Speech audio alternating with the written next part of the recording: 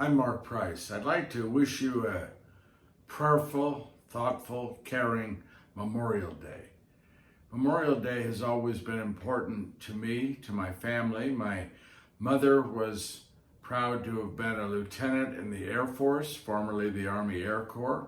My father in the Navy, my father-in-law, the Coast Guard, my mother-in-law, the Army. My family had an unbroken lineage at West Point back, I think, to the 1800s.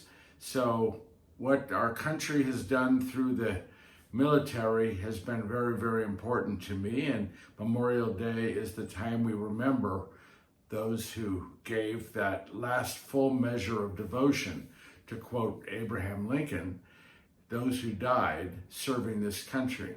And I think that it's important on Memorial Day to remember those people, to remember them in our hearts, remember the ones that we knew, our family, our friends who died, but also to remember the ones that we didn't know, the people who some may never have known. They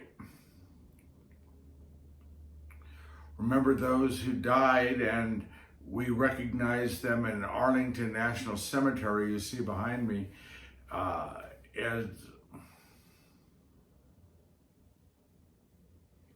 it's important not only to remember the people in our hearts and our minds and have appreciation more than one day a year for their sacrifice, their willingness to give their all for their family, their friends, their nation. But it's also, I think, important to take them for who they were as human beings, to not think of them as just a name in a book, not to think of them as names on gravestones or on walls, but as real people, just like us, who breathed, who walked, who talked, who danced, who had romance, who had thoughts, who had happiness, who had joy, who had all the human issues that we have and face today. They had those things.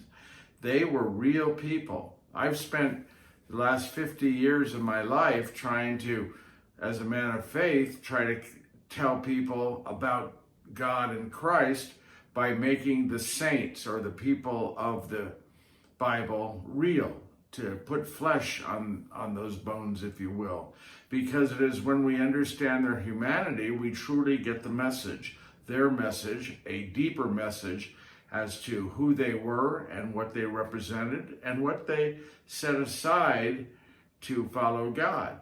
And to really understand the nature of the people who died for us in this country, we have to see them as the real people that they were and recognize them for who they were and what they lost when they gave their lives for us in devoting themselves to this country.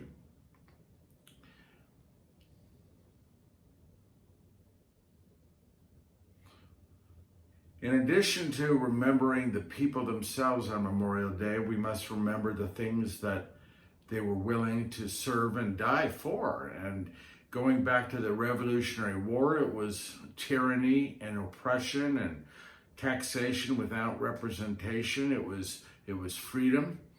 In the Civil War, it was a fight against slavery to a great extent. I believe I'm right in saying that we're the only country in the history of the world, even though most every country that ever existed since the beginning of mankind has had slavery, has had racism, we are the only country in the history of the world that actually fought a battle to eradicate slavery, to move past it. Hundreds of thousands of people lost their lives in the Civil War, with one of the main purposes the moving away from slavery. We're the only country to have ever done that, and that to me is amazing. We, in the 20th century, we fought against Nazism, we fought against Leninism, we fought against Stalinism, we fought against the Marxism, we fought against communism, we fought against socialism, and then at the end of the 20th century and then into the 21st century, We fought against terrorism. And the people who are behind me under these graves, or in these graves, are people who not only were willing to die, but gave their lives to make this nation a better place. So on Memorial Day, let us remember the people themselves, that they were real people, that they gave up the things that we still enjoy in our lives, and that they were fighting for something that was real. They wanted to make a difference. They wanted to stand against those things that were tearing apart human beings, that were tearing apart this nation. So let us learn from them. Let us learn to, in our own lives, stand up. Somebody said one time,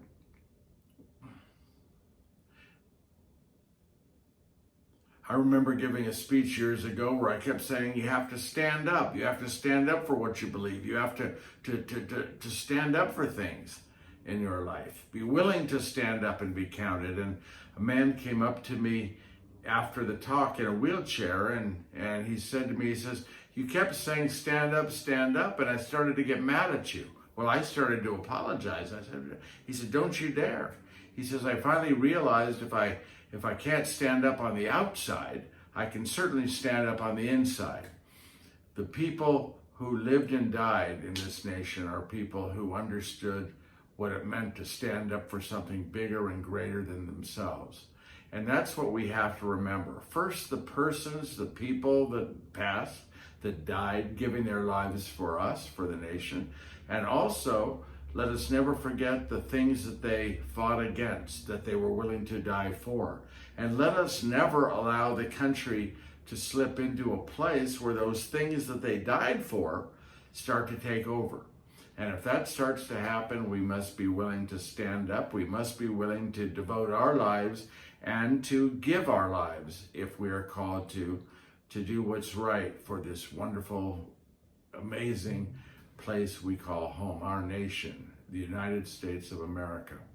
Abraham Lincoln, at one really low point of the Civil War, the story says that he was having a meeting of his closest advisors, and one of the advisors said that, well, we sure hope that God is on our side.